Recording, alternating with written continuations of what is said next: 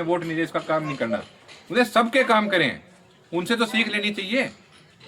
हाँ, एक बात जरूर है, जो 2-3 आदमी सबको तंग करने लग रहे हैं उनको कानून के दायरे में रहकर उनके खिलाफ एक्शन जरूर लिया जाएगा, ये मैं बता देता हूँ। आओ तो उसको सेध दो, उसको तंग करो, किसी के पैसे रुकवा दो, किसी की बदली करवा दो, किसी के छापा पड़वा दो, किसी के झूठे केस बनवा दो, और आगे तक करूंगा। आज के दिन परिस्थिति बेशक विपरीत हो, पर ना आप ऐसे हो ना मैं ऐसा हूं कि विपरीत परिस्थिति के कारण हम अपनी चाल बदल दें। और सरकार जिस तरीके से हमारे संवैधानिक जो संस्थाएं हैं उन पर काबू करने की जो कोशिश कर रही है, उन सब चीजों को अगर देखा जाए, उसी के तहत ये अगला कदम है कि हम किसान वर्ग को कैसे काबू करें। क्योंकि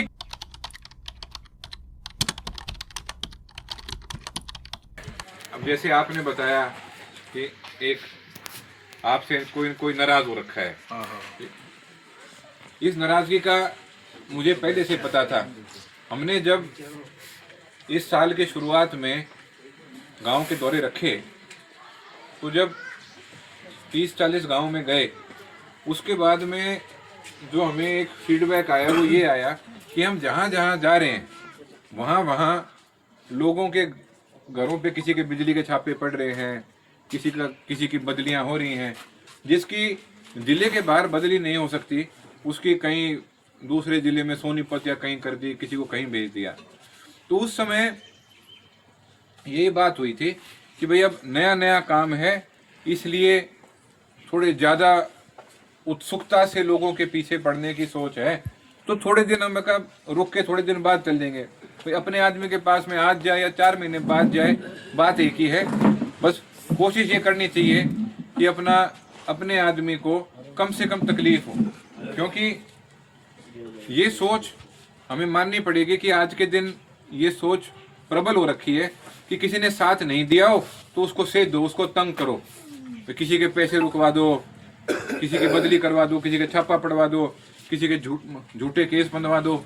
इस तरह वाले काम बहुत चलने लग रहे, परंतु आदमी कितना रुके, एक हद के बाद में आदमी को निकलना तो पड़ता ही है। अब मैं आज आपके बीच में गांव में अपनी हाजिरी किन किन मकसद से लगा रहा हूं। सबसे पहला, आपके प्रति, आपके गांव के प्रति दिल की गहराइयों से अपना आभार व्यक्त करने के लिए कि आपने मेरी इतनी मदद करी। आपने मदद से ज्यादा, वोट से ज्यादा आपने जो प्यार और आशीर्वाद दिया, मैं उसके लिए अपने दिल की गहराइयों से आभार व्यक्त करता हूं। हालांकि मेरे पास शब्द नहीं है मैं बयां कर पाऊं कि आपने जितना मेरा साथ दिया, उसके लिए जितना आभार मेरे मन में है आपके प्रति, उसको आभार व्यक्त करने के लिए मेरे पास शब्द नहीं है। परंतु हाँ, ये भरोसा जरूर दिलाता हूं, आपने मेरा जिस तरह साथ दिया, तब से अब तक वैसा आपका साथ देने की कोशिश कर रहा हूं और आगे तक करूंगा। आज के दिन परिस्थिति बेशक विपरीत हो, पर ना आप ऐसे हो ना मैं ऐसा हूं कि विपरीत परिस्थिति के कारण हम अपनी चाल बदल दें। जिस मजबूती से आपने मेरा साथ दिया है, उसी मजबूती से मैं आज आपका साथ देने की कोशिश कर रहा हूं और आगे और दूंगा। और मैं ये भी आपको बता देता हूं कि जो इस समय परिस्थिति चल रही है, जो इस समय जिस तरीके से ये लोग काम कर रहे हैं, भारतीय जनता पार्टी जिस तरीके से काम कर रही है, ये ज्यादा दिन नहीं चलने का। आप देखो, पहली बार ऐसा हुआ है कि हरियाणा सरकार के उच्च नुमाइंदे जो हैं, वो बिहार चुनाव के समय अपने आप को बिहारी तक बता रहे थे, जो आज तक हरियाणा के इतिहास में नहीं हुआ। हरियाणा में जो सरकार राज करेगी, हरियाणा का जो मुखिया होगा, जो राज करेगा, जो सरकार होगी, उसकी प्राथमिकता सिर्फ और सिर्फ हरियाणा होनी चाहिए। अब आज के दिन आप देखो, आपने खुद ने देखा बाढ़ के दौरान सरकार का क्या रवैया था, आपने खुद ने देखा। जब बारिश हो रही थी, ज्यादा बढ़ रही थी, उसी समय जो ड्रेन थी, जो कच्ची ड्रेन थी, उसको मजबूत करने का, चाहे कट्टे घेर के करो, चाहे कैसे करो, मजबूत करने का काम करना चाहिए था। जब वो टूट गई, उसके बाद सारे कहने लगे हम कुछ नहीं कर सकते, हम क्या कर सकते हैं, हम क्या कर सकते हैं। अगर आप इतने ही इस चीज को लेकर कमजोर हो, तो शायद आपको राज करने का भी हक नहीं। आज तक किसानों को मुआवजा नहीं दिया है, बाढ़ से जो नुकसान हुआ था, आज तक वो आपको किसानों को उसका मुआवजा नहीं मिला है। और आप साथ के साथ ये भी देखो कि अगली फसल जो नहीं बो पाए उनका क्या, उनको भी तो मुआवजा मिलना चाहिए। हमने ये सारी मांगे रखी हैं। अब मैं एक बात और आपसे करना चाहता हूं, समय का अभाव भी है और अभी 2-3 जगह गांव में जाएंगे। सरकार इस समय एक सीड बिल लेकर आ रही है, केंद्र सरकार। आपने पहले देखा कि कृषि कानून लाए थे, उसके पीछे क्या नीयत थी आपको पता है? उसके पीछे एक ही नीयत थी कि किसान वर्ग और मजदूर वर्ग, इनको किस तरीके से काबू किया जाए, क्योंकि यही दो वर्ग हैं जो इतिहास आप उठाकर देख लो, जब दूसरी ताकतों ने हिंदुस्तान पर हमला किया तब यही वर्ग थे जिनने उठ के हमेशा सामना किया है। फौज में हरियाणा से आप देखो, किसान मजदूर वर्ग से सबसे ज्यादा लोग हिंदुस्तान की फौज में जाते हैं। और ये हमारा स्वभाव है कि हम अपने ऊपर, हमारा इलाका ऐसा इलाका है, हम अपने ऊपर कोई अन्याय सहन नहीं कर सकते। हम ये सहन नहीं कर सकते कि हमारे को दबाया जाए। ये इस इलाके की खास बात है। अंग्रेज राज को भी हटाने में अहम भूमिका इस इलाके ने निभाई थी। तो जब कृषि कानून लाकर सबको दबाने की एक साजिश के तहत कदम उठाए गए थे, तब सब उठकर एकदम दिल्ली की तरफ ऐसे कूच किया सबने। वो आंदोलन ऐसा चला कि सरकार को जन भावनाओं को समझकर उन कानूनों को वापस लेना पड़ा। और आज फिर ये बीज का जो बिल लेके आ रहे हैं, इसमें वापस से एक स्थिति ऐसी पैदा करें कि बीज का नियंत्रण किसानों के हाथ से निकलकर पूंजीपतियों के हाथ में आ जाए। और ये किसान समाज के लिए बहुत खतरनाक साबित हो सकता है। इस बिल में कोई ऐसी बात नहीं है कि जो कहें कि जो बीज आपको दिए जाएंगे, किस दाम पे दिए जाएंगे उस पे कोई नियंत्रण हो नहीं। अगर बीज खराब निकला तो कंपनी आपको मुआवजा देगी, ऐसा भी कोई प्रावधान नहीं है। साथ ही साथ में बीज ठीक है कि नहीं है, उनकी क्वालिटी को विदेशी कंपनी भी गारंटी दे सकती है कि हाँ ये ठीक है।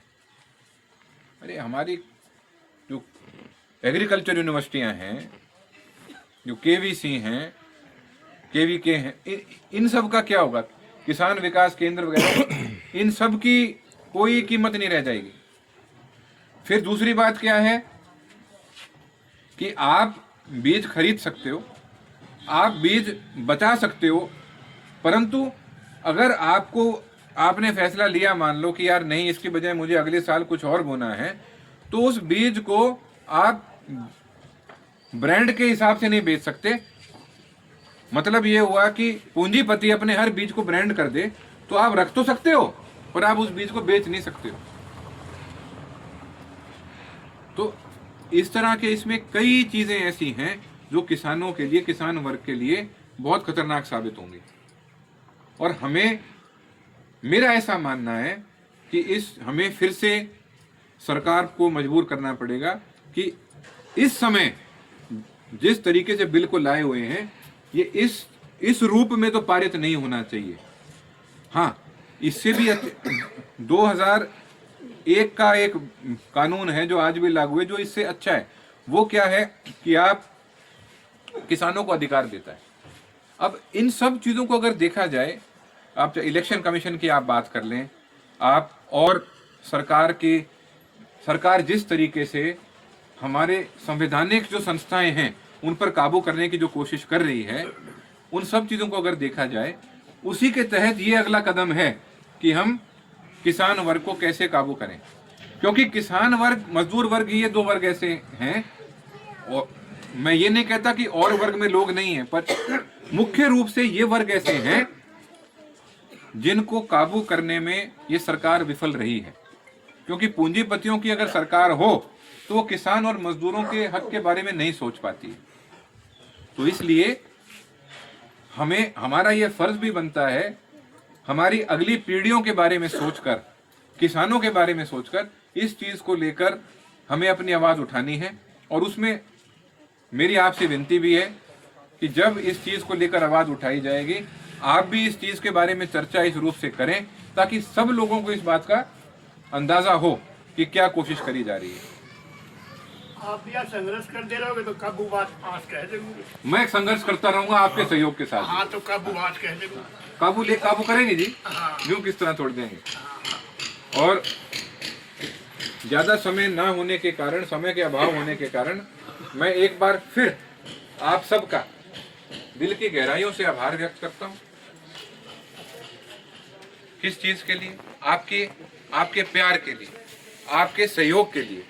आपने मेरे चुनाव को अपना खुद का चुनाव मानकर जिस मजबूती से लड़ा, उसके लिए। हाँ, मैं ये जानता हूँ कि आपने मेरा सहयोग किया, इसके कारण आज आपको समस्याओं का भी सामना करना पड़ रहा है, क्योंकि जो जीते हैं वो 30-40 साल की बात एकदम से भूल गए एक चुनाव में। और मैं कुछ समय पहले एक जगह, अब मेरी आदत है कि कहीं बात हो, जिसके मन में जो बात हो बात करे और मैं उसके बारे में बात करूं, तभी मैं सीखता हूं। कि आपकी कोई बात हो, जब तक मेरे जहन में नहीं आएगी मैं उसके बारे में सोचूंगा नहीं, मैं सीखूंगा कैसे। तो कहीं भी अगर जाते हैं, चुनाव के नतीजे के तीसरे दिन मैंने गाँव में जाना शुरू कर दिया था, कांड मुकांड शादी ब्याह में जाना शुरू कर दिया था मैंने। तो अभी कुछ समय पहले एक भाई बैठा था, वो भारतीय जनता पार्टी का सपोर्टर अभी बना था पिछले चुनाव में। तो बात हुई कि भाई हम तो जहाँ जाते हैं वहीं पे छापे मारने शुरू कर देते हो। ये कहीं ना कहीं आपकी नासमझी है कि आप इस इलाके के लोगों को समझ नहीं पाए हो इतने सालों में, कि यहाँ का आदमी दबने वाला नहीं है, वो दिल से जिसके साथ है वो साथ है। तो मैं कहा, और ये बात आप किसी गरीब आदमी को तंग कर रहे हो, उसको परेशान कर रहे हो, किसी की बदली कर रहे हो, किसी के छापे पड़वा रहे हो, तो ये बात अच्छी नहीं है। तो बोला कह जी आप जीतते तो आप भी करते। मैं कहा नहीं, मैं इस बात का विश्वास मैं आज भी मैं दिलाकर कह सकता हूँ कि लोगों को तंग करने के लिए नहीं चुनाव जीता जाता, लोगों को तंग करने के लिए कुर्सी नहीं पाई जाती। कुर्सी पे आप अगर आते हो, आपका ये धर्म है कि उसके बाद आप लोगों की सेवा करो। जिसने आपको वोट दिए हो चाहे ना दिए हो, आपको सबको साथ लेकर समानता से काम करना चाहिए, क्योंकि वो आपका धर्म है। मेरे दादाजी ने कभी इस तरह वाले काम नहीं करे कि भाई इसने वोट नहीं दिया इसका काम नहीं करना। उन्हें सबके काम करें, उनसे तो सीख लेनी चाहिए। हाँ, एक बात जरूर है, जो 2-3 आदमी सबको तंग करने लग रहे हैं, उनको कानून के दायरे में रहकर उनके खिलाफ एक्शन जरूर लिया जाएगा, ये मैं बता देता हूँ। जो आम वोटर है, किसी ने मैं एक और उदाहरण देता हूँ। एक अपना साथी है, उसका फोन आया कि भाई साहब ये आदमी है, इसने अपनी खिलाफत करी है, 1.5 महीने का बालक है, उसकी तबीयत खराब है, पीजीआई में भर्ती है, उसकी मदद हो सकती है। मैं भाई जितनी हो सकेगी उतनी करूंगा। वोट देना ना देना दूसरी बात है, बालक सिर का होया करें। हर एक की अपनी जिंदगी है, आप जो जिसकी मदद कर सकते हो आपको करनी चाहिए, यही हमारा धर्म है। परंतु मुझे दुख होता है, कई शर्म आती है ये कहते हुए कि आज के दिन ऐसा नहीं हो रहा है। आज के दिन लोग जो कर रहे हैं, जो राज में बैठे हैं, वो लोगों को तंग करने के हिसाब से काम कर रहे हैं। आप देख लो, पटौदी में से निकलोगे तो शाम पहुंचोगे, वहां के वाटर वर्क्स में देख लो क्या गंदा पानी आ रहा है। मतलब जो मूल सुविधाएं हैं उसमें भी अगर दिक्कत है तो कहीं ना कहीं सरकार विफल है। इन्हीं शब्दों के साथ मैं अपनी वाणी को विराम देता हूं। एक बार फिर आप सबका शुक्रिया।